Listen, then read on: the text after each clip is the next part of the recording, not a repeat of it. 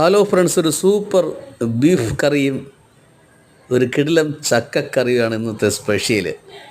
കുക്കറിൽ കഴുകി വൃത്തിയാക്കിയ ആ ബീഫ് അതിലേക്കിട്ട് ചെറിയ ഉള്ളിയും തക്കാളിയും ഇഞ്ചിയും വെളുത്തുള്ളിയും ചതച്ചതും മഞ്ഞൾപ്പൊടി ഉപ്പും ചേർത്ത് വെള്ളം കൂടി ഒഴിച്ച് കുക്കറിലൊന്ന് വേവിച്ചെടുക്കുക.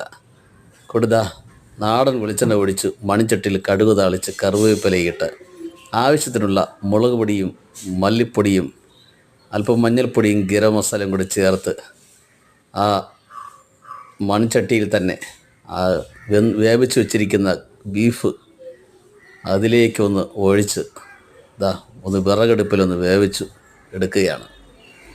സൂപ്പറായിട്ട് വെന്ത് കുറുകി വരികയാണ്.